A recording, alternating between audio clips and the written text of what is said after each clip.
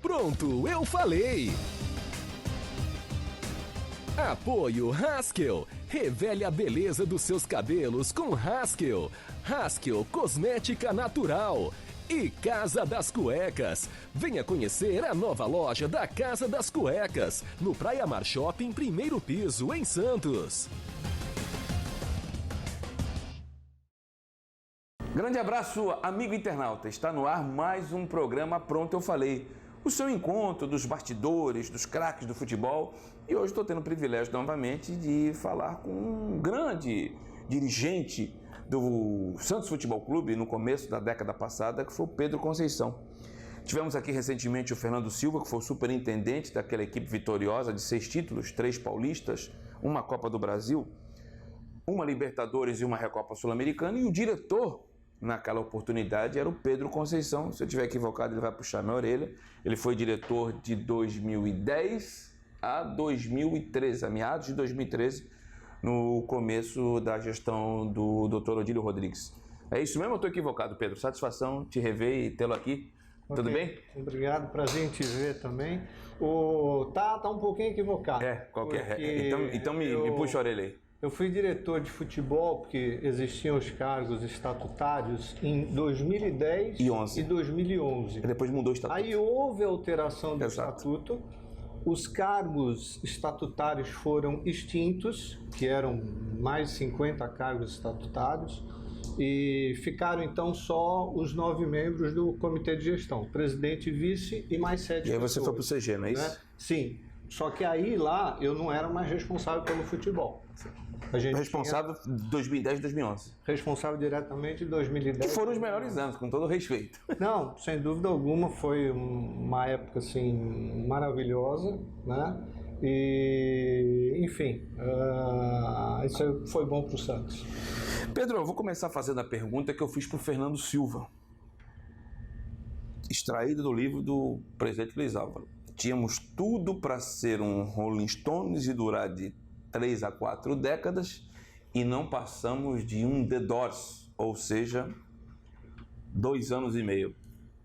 O Fernando Silva deu as explicações dele, eu queria ouvir a tua.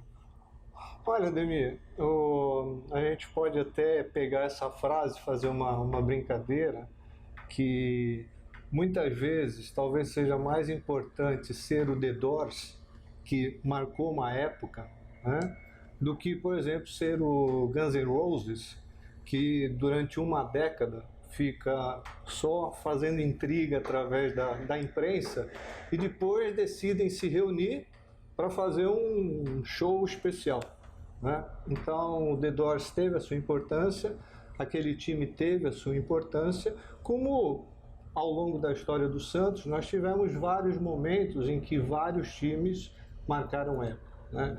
E talvez a gente não tenha sido um Rolling Stones por aquilo que eu venho batendo pelo menos há 5 anos.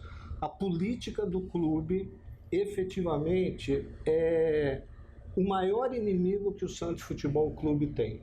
E isso não é só o Santos, não. Era essa pergunta que eu ia te fazer. A gente pode pegar vários clubes, por exemplo, vamos citar 2 extremos. De um lado, a Portuguesa de Desportos, que não tem mais para onde cair. Aí você pega lá aquele conselho deliberativo com pessoas que estão há anos no clube, só que eles não são responsáveis por nada, mas a Portuguesa não tem mais para onde cair.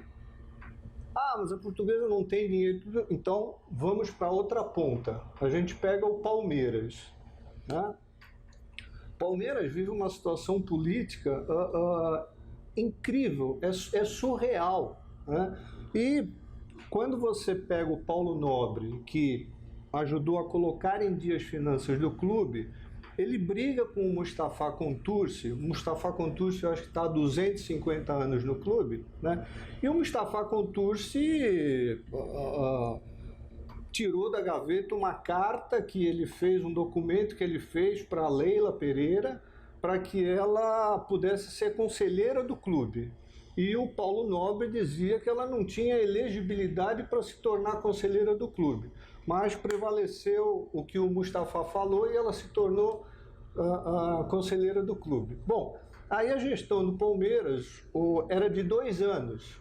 O Gagliotti se reelege e tem que ficar mais 2 anos. Só que muda o estatuto, prevendo que o novo período não é mais de 2 anos, é de 3 anos. Por que isso? Se o Gagliotti fica mais 2 anos, quando ele sai, a Leila ainda não tem tempo suficiente no Conselho Deliberativo para se reeleger.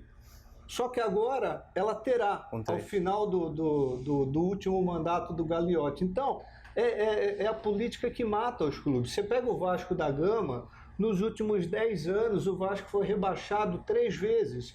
E o que acontece agora com o Flamengo?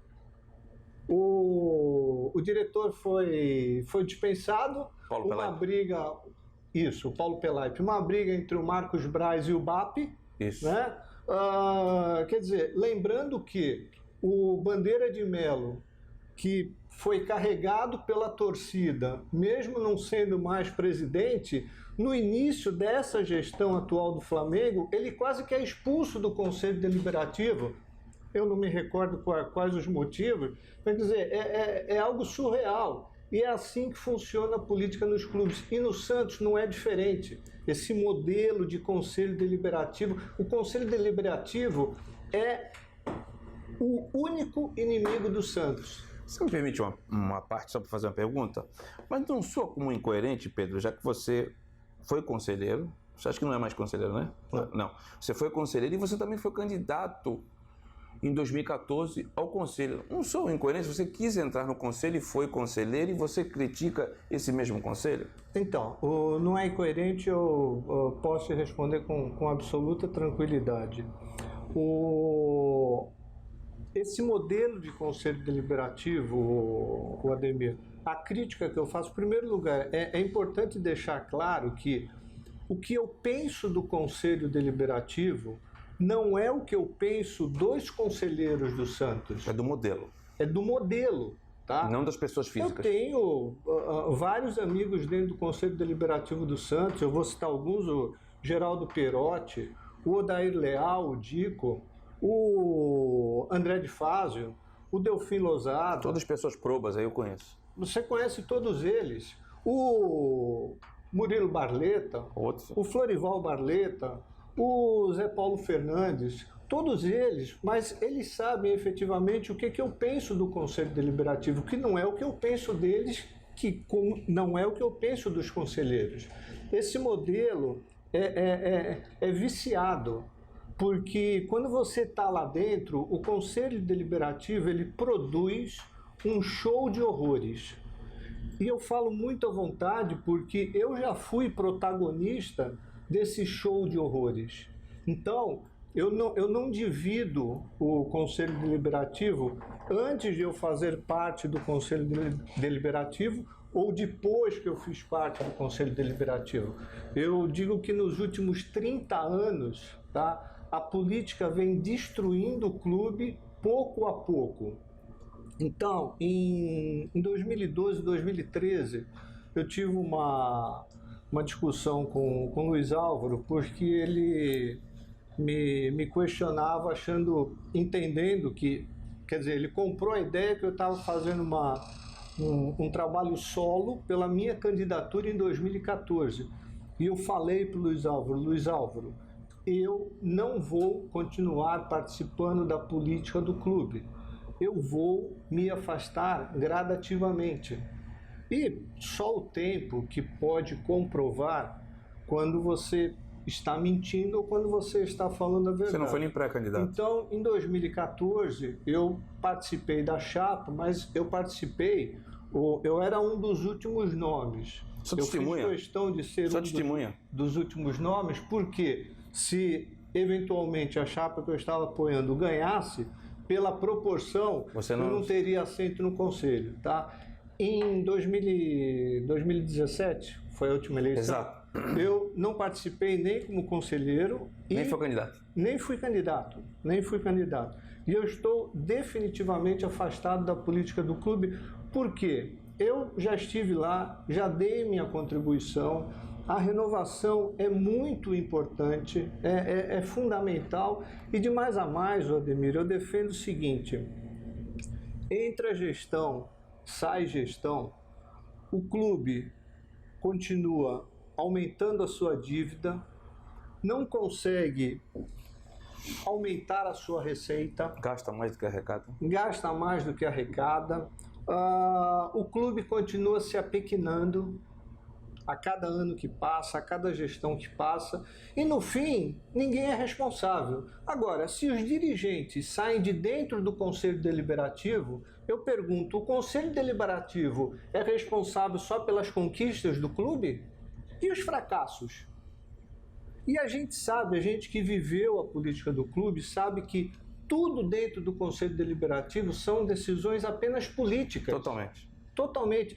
Eu já vivi situações lá em que as contas da diretoria foram aprovadas sem ressalvas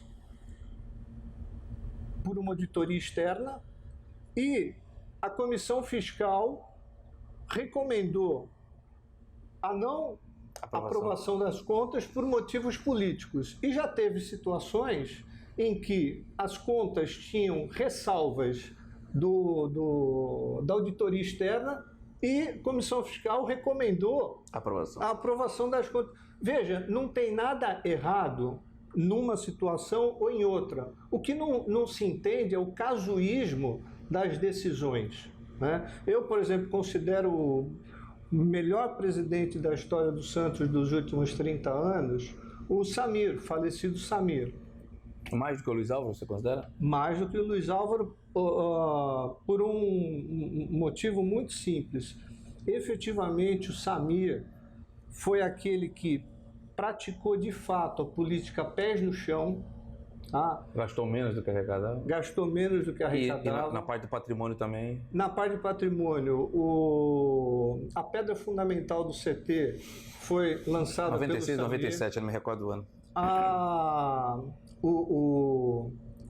O charco que era o nosso gramado se tornou o melhor gramado do país. Com dinheiro da venda do Giovanni. A luz de boate, que era a iluminação da Vila Belmiro, se tornou uma referência a nível Brasil. Foi aumentada as arquibancadas atrás do gol, onde tinha o antigo placar. E a gestão só não foi coroada por um grande título, o de 95, pelos motivos que todos nós sabemos. O cidadão que era cirurgião operava sem anestesia, o juiz. Só que o que acontece, Ademir? Nos últimos 30 anos, foi a gestão em que o Pelé esteve mais próximo do clube. Participava, inclusive, dos treinos com a garotada. Uma vez por semana, né? Uma vez por semana. E o que acontece? Quando o Samir sai, há no Conselho Deliberativo um movimento contra a gestão do Samir, que, inclusive, o Conselho Deliberativo do Santos levou o clube para a CPI da CBF Nike. Me recordo dele dando depoimento, prestando depoimento. Quer dizer, o Conselho Deliberativo do Santos expôs o clube, inclusive depois ficou comprovado que até produção de cheque falso houve para incriminar o Samir. Quer dizer, tudo isso por conta da política do clube. E aí o que acontece? Não dava para atacar diretamente o Pelé. Então, vamos atacar quem era próximo ao Pelé, né? Que era justamente o Samir. O que aconteceu? O Samir foi para a justiça, ganhou, tá? Inclusive ganhou uma indenização do clube, só que nesse momento que ele ganha, a imagem dele já está completamente arranhada pela política rasa que se pratica no clube. Só quero voltar na primeira pergunta que eu fiz para você, do The Doors e do Rolling Stones, que você falou assim que tem a sua importância, o The Doors tem a sua importância, e tem mesmo, mas aí fica aquela ponte, não dava para ter estendido esse período de conquistas, Pedro? O que foi que interrompeu porque nos últimos anos foi o período mais vitorioso, tirando acho que a época do Atier, Jorge Cury, mesmo com os títulos do período Marcelo Teixeira, os Campeonato Brasileiro de 2002 e 2004, o período vitorioso do Santos dos últimos anos é esse do começo da década, né? Não dava para ter estendido mais, Pedro? Veja, Ademir, há fatos que são fatos, independem da minha opinião, da sua. Não tenha dúvida que foi o período mais vitorioso da história do Santos depois da era Thier. Isso é indubitável. São fatos. Exato. Né? Agora, a gestão tem o seu desgaste. Qualquer presidente que assuma o clube, ele, ao tomar uma decisão, ele sempre está de olho, puxa vida, o que o Conselho Deliberativo vai achar disso? E essa corrente política? E a outra corrente política? Puxa, e a pessoa que está nesse cargo? Essa pessoa, eu tenho que dispensar essa pessoa, mas se eu dispensar essa pessoa, eu posso trazer um desgaste político ao clube. Então, não são só decisões técnicas, não são só decisões financeiras, sempre tem um ambiente político, porque dentro do Conselho nós temos 300 conselheiros, o que já é um absurdo, é uma multidão, né? E todos rigorosamente entendem de tudo, entendem de marketing, entendem de gestão, entendem de finanças e, claro, entendem de futebol. Todos nós entendemos de futebol, você entende, eu entendo, só que não dá para conselheiro intervir na gestão. E a cornetagem é muito grande, Então, a gestão, de certa forma, teve um desgaste, não teve continuidade e acabou que a sequência de conquistas não aconteceu. Então, o que acontece é o seguinte, o que não se pode, Ademir, é a todo momento se criar fantasmas e desculpas, porque na verdade o voto à distância só não sai porque os feudos dentro do clube não querem que o voto à distância saia. Eu também sou favorável. Tá? Então... E não é de hoje, não, há muito tempo. E veja, nós estamos falando de julho de 2014, quando o voto à distância foi reprovado no Conselho Deliberativo. Sim. Hoje, quase 6 anos depois, e 2 presidentes do Conselho Deliberativo, a gente continua sem voto à distância. E outros clubes já fazem isso. Em dezembro de 2020, nós temos eleições. Sim. Não há mais desculpa para o Conselho Deliberativo para não termos voto à distância. Em que pese o atual presidente Marcelo Teixeira, a gente sabe que ele é contra o voto à distância, o que é um direito dele. Democrático, mas o voto à distância é algo que o associado quer, exige, é um anseio do associado, porque qualquer associado do Santos que more aqui, em qualquer outro estado ou fora do país, tem o direito ao voto no dia da eleição sem precisar estar aqui. Ele paga a mensalidade. Legítimo. E ainda com relação à política do clube, por exemplo, não aguentam mais o conselho e arrumam um atestado médico para não precisar participar das reuniões. Nós temos conselheiros que vão no início da reunião, registram a presença e vão embora. Lamentável isso.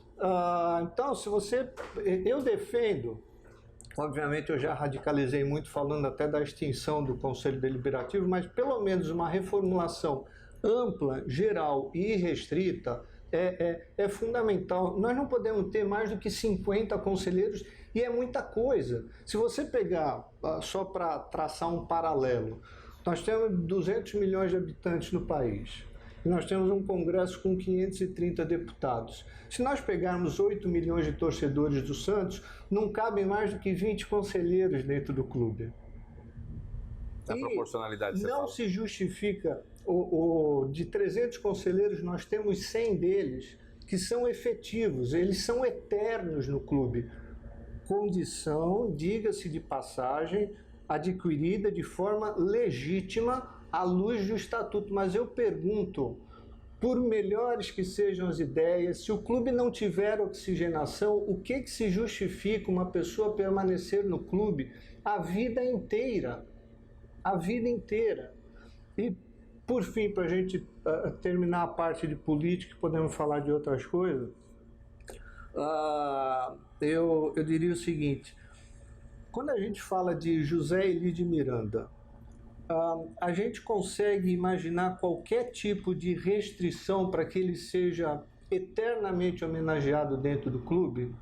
Claro que não. Não. É um ídolo Uma de bandeira. todos nós, né? Ídolo até do Gesualdo. Exato. Né? Agora, e quando a gente fala do Pelé? Recentemente fizeram uma estátua para o Zito, maior do que a Vila Belmiro, absolutamente justo. Mas o ano passado, no Conselho Deliberativo, se discutia ainda uma homenagem para o Pelé. Absurdo. Por que isso? Porque do jeito que o clube foi conduzido nos últimos anos em termos políticos, quer dizer, o José Eli de Miranda, ele sempre teve uma ligação muito forte com a família Teixeira, que tinha uma diferença muito grande com relação ao Edson Arantes de Nascimento. Enorme. E era uma coisa velada, mas a gente sabia que as partes não se davam, não falavam a mesma língua. Então, por conta dessa aproximação de um e do outro ser desafeto, né, a gente vê esse tipo de absurdo que acontece no clube, a tal ponto, repito, no ano passado, o Conselho Deliberativo ainda estar discutindo uma homenagem definitiva para o Pelé, e enquanto o rei ainda está conosco. São situações da política do clube que estão aí aos olhos de qualquer um. Ainda da política do clube, já que você tocou bastante no nome do Fernando, o Fernando disse aqui que uma das razões para o término do sucesso daquela geração, que eu tinha o presidente Luiz Álvaro como presidente, tinha o Luiz Álvaro como presidente, melhor colocando a frase, foram algumas traições. Em momento algum ele disse o teu nome, eu cheguei a falar no teu nome, e ele classificou você como uma pessoa leal. Você que trabalhou com ele, foi teu superintendente, o que te traz a imagem do Fernando Silva como funcionário do Santos naquela época? Olha, o Fernando fez parte de um grupo de trabalho que teve sucesso, ele teve um bom comando, e quando eu digo um bom comando, não foi um comando só meu, porque em que pese eu ter o título de diretor de futebol, todas as decisões eram colegiadas. Com o Luiz Álvaro, o Odílio e o Grupo Guia. Então a gente tinha uma equipe que tomava todas as decisões, né? E o Fernando, de certa forma, obviamente que modéstia não é uma palavra que conste do dicionário dele, né? E é interessante que ele para mim é um fenômeno, porque ele falou que foi responsável em convencer o Luiz Álvaro a se tornar candidato, foi responsável por juntar os principais executivos do mercado financeiro, foi responsável pelas principais contratações, foi responsável pelos títulos, foi responsável pela renovação do Neymar, e depois que ele saiu, tudo desabou. E por que eu digo que ele é um fenômeno?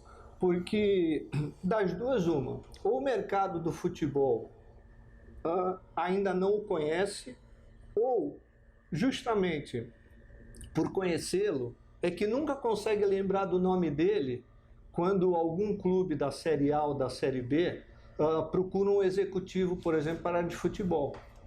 Porque o currículo dele em termos de futebol foi, antes do Santos, a passagem pelo Santa Cruz na 4ª divisão, e depois do Santos, a passagem pelo Monte Azul na 4ª divisão.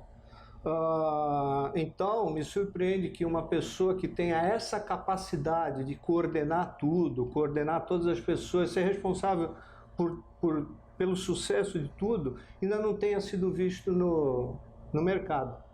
E recentemente, com até a mudança de política que o Palmeiras teve, né, que demitiu o Alexandre Matos. Isso. Quer dizer, o Palmeiras foi atrás do Thiago Escuro, não deu certo, foi atrás do Rodrigo Caetano, não deu certo, foi atrás do Pelaipe, não deu certo, foi atrás do menino do Bahia, o Danilo, esqueci o nome dele, não deu certo e acabou fechando com O rapaz do Botafogo. com o Alexandre do Botafogo, né? E o nome do Fernando em nenhum momento foi especulado. Então, realmente é um... Vocês tiveram desavença naquele período, Pedro? Tivemos algumas desavenças, o que é normal, como eu tive desavenças com outras pessoas também. Então, eu só fico triste, Ademir, por exemplo, quando se fala que o Luiz Álvaro foi traído, quando você fala uma coisa dessa Mas você de forma sentiu, genérica... pelo fato de não ter citado o nome, você se sentiu ofendido ou não? Não, é que eu acho que quando você fala isso de uma forma genérica, você atinge todas as pessoas. Por exemplo, recentemente o grupo do Fernando se reuniu para celebrar os 10 anos da eleição do Luiz Álvaro, né? Isso. Publicaram até uma foto, todos juntos. Eu pergunto, será que ali naquela mesa tinha alguém que foi sempre leal ao Luiz Álvaro? Porque como a colocação dele é genérica, então isso acaba atingindo a todos, né?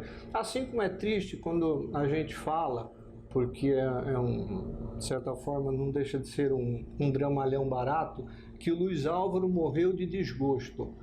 Puxa vida, em 2003, há 17 anos atrás, você lembra, o Luiz Álvaro foi candidato à presidência do Santos, perdeu para o Marcelo Teixeira e eu era candidato a vice. Eu me recordo disso. Né?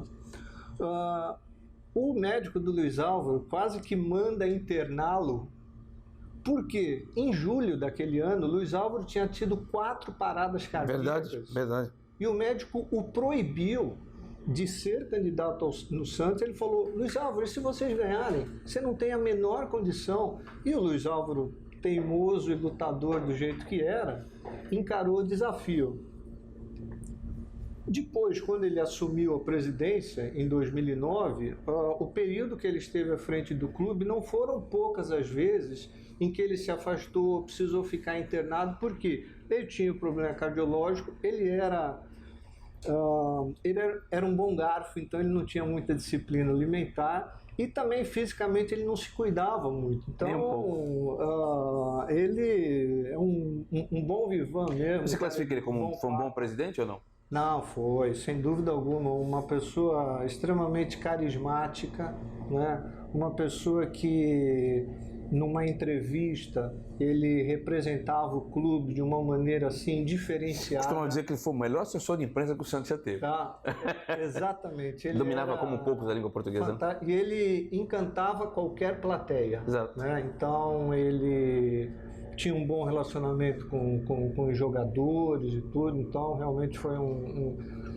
grande presidente. Pedro, eu estou com o tempo estourado, mas tem algumas situações que eu vou aproveitar a oportunidade de você estar aqui, porque existem muitas coisas na internet, né, que é folclore e é verdadeira.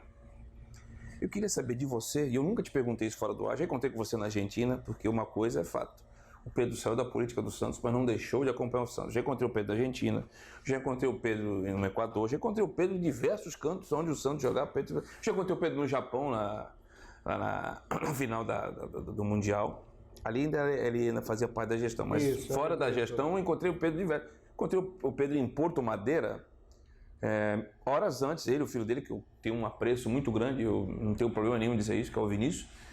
Horas antes do encontro entre Santos e Independente no 2018, horas antes do jogo acontecer. Que foi justamente o jogo que depois nos desclassificou. Tentaram aí dizer que fui eu que... né? Mas deixa pra lá. É cada aventureiro. Pedro, eu vejo constantemente pessoas dizendo aí que você não trouxe o Renatinho porque você estava num show musical, que você tinha pedido um camarote. O Renato, que foi Botafogo, no Sevilha. Ele estava para mim que o Renato falou que não recebeu a proposta do Santos, mas eu não sei se de forma maldosa. Não foi porque o diretor estava assistindo um show. E que na negociação do Ganso você teria pedido um camarote no show da Madonna. Eu quero aproveitar que você está aqui, até para você se defender. Você já deve ter lido esse tipo de coisa, né? Ademir, isso Que eu acho um absurdo, hein, cara? é outra Falácia, coisa é outra coisa que o futebol promove também, e particularmente a política no Santos também. É sempre Mas esse é muito depreciando- rasteiro, cara. sempre depreciando as pessoas. Mas eu acabei me divertindo com isso, né? Porque pelo menos podiam ter um gosto melhor. Você não é fã da Madonna? Não, nem um pouco. Nem um pouco. Então, Lógico que isso é mais na um época- folclore, né? Sem dúvida. Isso na época eu cheguei a processar o jornalista e processei o jornal também. Teve um jornalista que chegou a escrever, né? Sim, eu conversei com ele e ele falou, me disseram. E Você é responsável, né, cara?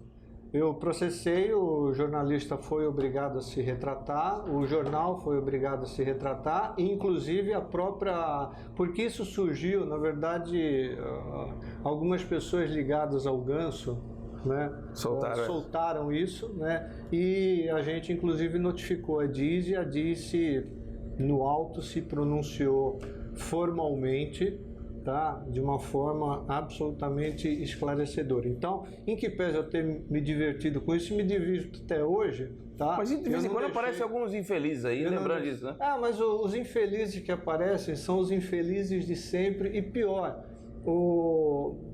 as pessoas que fazem isso e fazem memes também de outros personagens. Fazem meme, faz de mim, pô. Falta inteligência para elas, porque a gente sabe que qual é a digital. A gente consegue ver a digital de quem faz Da onde isso. partiu? É claro, e a pessoa não cansa de falar isso. E as outras duas perguntas que eu tenho para você, Pedro. Por que você, no meio da gestão Odílio, o presidente Odílio, não quis que você permanecesse na... Vocês, que foi o Caio de Stefano, se não me falha a memória, que deixaram. Agora, se eu não me recordo, se foi 13 ou 14, acho que foi 14. 14, né? Não. Foi 13? Foi 13. 13. Tiraram você. Um pouco antes do Luiz Álvaro se afastar. Se afastar, né? Foi logo depois daquele amistoso fatídico lá contra o Barcelona, que o Santos tomou 8 gols, ele acabou tirando você e o Caio de Stefano. Queria saber, na tua visão, quais foram as razões para que isso efetivamente acontecesse. E por último, eu queria perguntar para você se você estava na tal reunião que o comitê de gestão decidiu vender o Neymar para o Barcelona. Tá, vou começar por partes. Primeiro, o Luiz Álvaro, como presidente do clube, ele obviamente tinha toda a autoridade para... Não estava afastado? Não estava afastado ainda, não? Não estava afastado. Para trocar o comitê de gestão. E ele, naquele momento, decidiu fazer uma troca. Então, e no meu caso... Então, deixa eu fazer uma correção. Falei que foi o Dr. Odílio, foi o Luiz Álvaro, então? Foi o Luiz Álvaro. Eu pensei que tinha sido o Dr. Odílio. E no caso específico do Luiz Álvaro, ele realmente ele foi alimentado com a crença de que eu estava preparando a minha candidatura para o final da gestão. E o Caio dele. Stefano estaria aliado a você? Aí o Caio precisa falar. Não tem essa. Precisa falar por ele, tá? Mas nós sempre fomos alinhados. Né? Sim. E eu disse para o Luiz Álvaro, você está se equivocando e o tempo será o senhor da razão para provar para você que isso não é verdade. Tá? E aí entra de novo na discussão política do Mas ele não podia ser candidato à reeleição, Pedro. Não. Mas eu poderia ser candidato a presidente. Mas o Luiz Álvaro não poderia. Qual era o problema? E se ele não me apoiasse? Ele poderia estar incomodado com isso. Perfeito. Tá? Mas, na verdade, o ponto central é que eu tive um desentendimento com o Luiz Álvaro por conta, que já vinha do ano passado, por conta do filme do centenário do Santos. Porque, obviamente, se você pedir para 300 conselheiros fazerem um roteiro do filme, você vai ter 300 roteiros totalmente distintos, diferente. tá? Diferentes, no mas eu acho que a gestão perdeu uma oportunidade ímpar de fazer um documento realmente institucional que contemplasse todos os presidentes, porque tinha até um áudio do falecido Modesto ou do Atier, se não me engano. Né? Que não foi utilizado. Mas todos os presidentes deveriam ser homenageados. Samir, Marcelo Teixeira, Rubens Quintas, o Ernesto, o Rubens Quintas, todos eles. E praticamente ali se fez um filme só da gestão. E um dos protagonistas do filme era o gerente de marketing do clube. Então eu tive uma discussão feia com o Luiz Álvaro, ele não gostou do que ouviu, mas eu falei, né? Mas não ficou nenhuma mágoa, sem nenhum problema. Era um direito legítimo dele. Então em agosto de 2013 eu me afastei e continuei no Conselho Deliberativo até o final da gestão em dezembro de 2014. E da venda do Neymar você estava na reunião? Da venda do Neymar eu estava, e a venda do Neymar, esse é outro exemplo de como diretores amadores tomam decisões amadoras. Por isso que eu digo, não dá mais para a gente suportar conselheiro dirigir o clube, porque é um modelo de amadorismo com política que não combina mais. A gente precisa ter modelos de negócios diferentes. Você tem aí o modelo do Red Bull Bragantino, você tem o modelo do clube empresa, efetivamente, que o Botafogo, de forma inédita, está abraçando agora. Falta o presidente sancionar a lei, né? Não, mas se qualquer clube que queira virar empresa pode, independente da lei, vai ter que pagar imposto. Sim. Aliás, é um absurdo que os clubes no Brasil não paguem imposto. Né? É um absurdo. Então, o Botafogo está fazendo um trabalho pioneiro. Você tem o modelo de venda do clube. Então, você tem vários modelos de cessão da marca para você ter uma gestão profissional sem interferência do Conselho Deliberativo. Todos esses modelos podem dar errado, não tenha dúvida. Mas já está comprovado que o modelo associativo que a gente tem está comprometendo o futuro do clube. Então, é preciso fazer alguma coisa, e eu espero, Ademir, que o próximo presidente do Santos, primeiro, eu espero que os candidatos não prometam absolutamente nada daquilo que não possam cumprir. Penso da mesma forma. E o modelo Bandeira de Melo... É o exemplo. É o case, né? É o exemplo, é o case. Quer Concordo. dizer, o associado esqueça contratações mirabolantes. Durante 3 anos, na minha gestão, vou viabilizar o clube financeiramente e a gente só vai pagar aquilo que a gente arrecadar e vamos equacionar as nossas dívidas. Se você não quiser votar em mim porque alguém está prometendo que vai transformar o clube da noite para o dia, ok, é um direito seu. Então, eu quero que o candidato, o próximo candidato, os próximos candidatos, o Ademir, que eles decidam se eles querem ganhar a eleição ou se eles querem vender uma ideia verdadeira para o associado, que é muito diferente. Porque para ganhar a eleição, eu te falo, Ademir, eu fui o diretor de futebol mais vitorioso da história do Santos Futebol Clube. O que é verdade. Você não está mentindo. Ademir, depois que eu deixei a diretoria de futebol e formei no comitê de gestão, a gente só conseguiu ganhar o Paulista de 2012 e a Recopa Sul-Americana. Que eram 2 jogos? Porque eu não tinha mais a gestão que eu tinha antes. Ademir, aí eu comecei a me desgastar e saí em 2013. Mas eu fui o diretor mais... Quer dizer, isso é... Só vai na boa, né? Conversa, só vai na boa. Quer dizer, eu ganhei, nós empatamos e vocês perderam. O famoso... O Oswaldo Brandão ficou famoso por conta disso. Então, isso é que precisa mudar. Porque a nossa gestão teve muitos erros por amadorismo. E, voltando à tua pergunta, a venda do Neymar foi um caso típico dele. Aliás, quando eu falo da venda do Neymar, até hoje isso me faz muito mal. Você foi favorável à venda ou não? Muito mal. Favorável à venda eu fui. Não tem nenhum problema em assumir isso. Mas o problema é que depois a gente observa que nós ficamos reféns do pai do Neymar. Totalmente.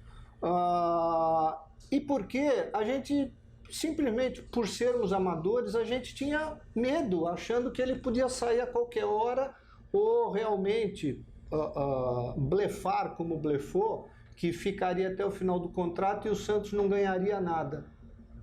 Pois era preferível a gente ser apostado nesse blefe para ver se ele ficaria mesmo até o final, porque o que o pai do Neymar fez com o Santos, alegando aquela carta que o Luiz Álvaro deu para ele, é uma coisa que eu particularmente não aceito e falo muito à vontade porque tive algumas discussões com o Luiz Álvaro, como falei agora para você, com relação, por exemplo, ao filme do Centenário. Mas aquela carta, em que pese ninguém do clube, ninguém do comitê de gestão saber daquela carta, ninguém da diretoria saber daquela carta, eu não vi absolutamente nada demais naquela carta, porque é a mesma coisa, Ademir, eu te dou um revólver de presente. Aí o dia seguinte você mata alguém e você fala, foi o Pedro que me deu o revólver. Que matou, o ato foi meu. Quer dizer, você usar aquela carta para enganar o clube, e o pai do Neymar enganou o clube, porque às vésperas do jogo mais importante da nossa história contra o Barcelona, Verdade. ele recebeu 10 milhões de euros do Barcelona como antecipação e o filho enfrentou o adversário que ele estaria jogando 2 anos depois, já sabendo que estaria jogando lá 2 anos depois, e fez um teatro com o interesse do Real Madrid e tudo. Quer dizer, ele tem todo o direito, como tinha todo o direito, de negociar a melhor condição para o filho dele. Isso eu não nego, mas eu uso sempre o Rodrigo como exemplo.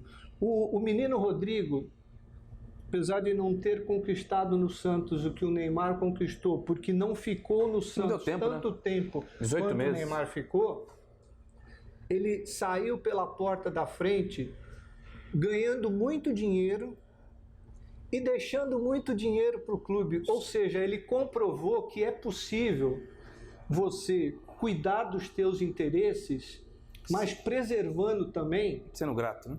O clube que investiu em você. Então, essas são coisas que realmente me aborrecem muito quando eu lembro. Então, a gente poderia ter vendido o Neymar por um valor muito maior, porque naquele momento, isso a gente só percebe depois, né? Tanto o Barcelona quanto o pai do Neymar estavam desesperados para fechar aquela negociação naquele momento. E a gente, naquele momento, achava que, na verdade, nós é que estávamos encurralados pelo fato do e deveríamos fazer o negócio porque o contrato mais para frente ia se encerrar. 6 meses antes ele assinava um pré-contrato, que, na verdade, já estava assinado. E aí, o que acontece de novo? A fofoca no futebol. Aliás, depois que eu vivi os bastidores de futebol, nunca mais eu deixei ninguém me falar que mulher é fofoqueira, porque como homem não tem. E não existe ciúme pior do que ciúme entre homens. Dentro do futebol é impressionante. O que eu ia te falar? Agora me fugiu. Bom, me fugiu. Daqui a pouco eu lembro. Enfim, são situações como essa, o Ademir, que a gente precisa mudar, o clube precisa olhar para frente e, repito, eu espero realmente que os próximos candidatos tenham muita responsabilidade naquilo que vão vender para o associado, tá? E realmente façam. Não adianta vir com proposta mirabolante. Tem que vir com uma proposta de gestão para viabilizar o clube financeiramente. Depois que assumir, vai buscar alternativas e aí, encontrou o modelo, leva para o Conselho Deliberativo aprovar ou não e cuidar do futuro do clube. Antes de encerrar aqui com o Pedro, vai uma dica aí do Pronto Eu Falei. Segura aí. Venha conhecer a nova loja da Casa das Cuecas. Linha completa de cuecas, pijamas, meias e camisetas, modelos plus size, podendo pagar em até 6 vezes sem juros no cartão, troca e devolução garantidas. Cubra e descubra sua intimidade na Casa das Cuecas. Conheça nossa nova loja em Santos, no Praia Mar Shopping, primeiro piso. Muito bem, tá aí o nosso apoiador, a Casa das Cuecas, fica no primeiro piso do Shopping Praia Mar, no bairro da Aparecida de Santos. Pedro, deixa eu te passar aqui o nosso outro patrocinador, a Husky Cosmético Natural, tá mandando aqui, deixa eu ver o que eles estão mandando aqui, o nosso amigo Paulo Carvalho. Tem um shampoo anti-caspa aqui para o cabelo e para a barba. Bom, outro dia eu dei um shampoo desse aqui para o Alex, que é careca, virei meme na internet, mas ele deu para a mulher, deu para as filhas, né? E tem uma pomada aqui também, fixação e efeito, tá aqui da Husky Cosmético para você, Pedro, por favor. Muito obrigado, Ademir. Pedro, eu estourei mais do que devia aí o meu tempo, mas eu queria agradecer a tua participação, tua presença aqui, e eu queria tuas considerações finais, se faltou algo aí que de repente eu deixei de perguntar, sobre esse período vitorioso que o Santos viveu e infelizmente, né, foi um período maravilhoso e proporcionalmente logo em seguida começaram esses problemas aí, e depois disso o Santos ganhou só 2 campeonatos estaduais, que foi o 2015 e 2016, nas situações que a gente sabe que ganhou, né? Mas está na hora do Santos voltar a ser gigante e inclusive no protagonismo, não só da disputa de título como foi ano passado com o São Paulo, mas ganhando, conquistando e angariando novos sócios, não, Pedro? Obrigado aí pela tua participação e pela tua presença. Tá bom, eu que agradeço aí o espaço aberto, como você sempre fala. Claro. Foi um prazer estar aqui e eu entendo que a reformulação do clube precisa ser ampla, geral e restrita. Começando por uma mudança estatutária, porque nos últimos 16 anos eu acho que nós tivemos 4 estatutos. Nenhum deles prevê... O último foi 2011, né? Teve agora uma alteração teve. da adequação... Foi agora, 2019, isso. E nunca se prevê né? a redução do número de conselheiros. Precisa acabar com essa multidão de conselheiros lá dentro, porque, repito, os problemas da política do Santos vêm de muito tempo e isso está comprometendo o futuro do clube. A gente precisa ter uma gestão do futebol 100% profissional, totalmente separada do Conselho Deliberativo, porque chega de cornetagem, Ademir, chega de cornetagem. A política realmente precisa ter limite. Por fim, não vamos ver o Pedro Conceição em nenhuma chapa que vai sair candidato agora em dezembro de 2020? Olha, existe essa possibilidade ou não? Eu vou te responder, e eu sei que com a ampla audiência que você tem, alguns vão dar risada e falar, duvido. Mas aí eu vou voltar um pouquinho no passado, quando eu falei para o Luiz Álvaro, eu vou me afastar politicamente do Santos, já dei minha contribuição, então respondo para você, em hipótese alguma, eu estou 100% afastado. Quando eu digo afastado da política do clube, obviamente que como a gente conhece as pessoas, como a gente conviveu lá dentro, conversa sobre o assunto, e como a gente vive o clube, vai nos jogos, né? A gente acompanha o que vem acontecendo, mas eu estou 100% afastado da política do clube. Essa decisão é irreversível, tá? E eu vou continuar na arquibancada torcendo bastante, até porque esse é um mal também essa foi uma das decepções que eu tive, porque quando você sai da arquibancada e vai para dentro do vestiário, na arquibancada você conhece só o ídolo. E lá dentro, você, quando vai conhecer o homem, tem muitas decepções. Conflitante, né? E dirigente amador, porque todo mundo que sai do Conselho Deliberativo é apaixonado pelo clube. E em algum momento vai tomar uma decisão passional. E decisão passional nos negócios normalmente não dá certo, né?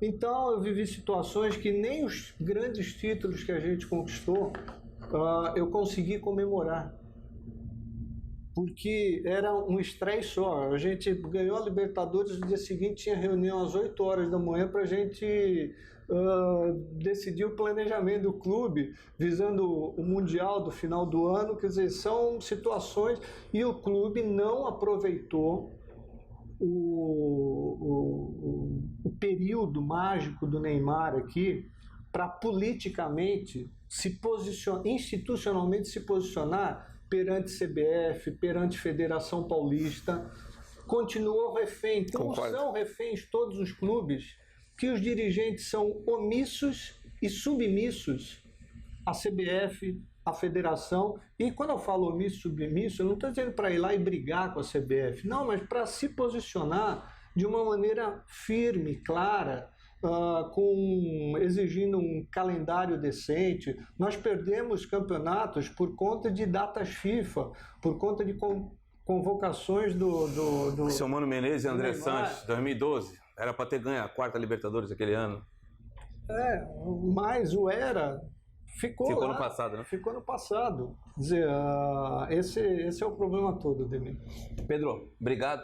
Tá Manda bom, um abraço muito para o obrigado. meu amigo Vinícius. Sucesso para você. Tenho muito estima e apreço por vocês. Feliz ano novo. Obrigado. E com as palavras do Pedro Conceição, vamos encerrando o Pronto Eu Falei dessa semana, prometendo retornar daqui a 7 dias com mais uma nova entrevista inédita aqui no YouTube. Pronto, falei. Um abraço, até breve.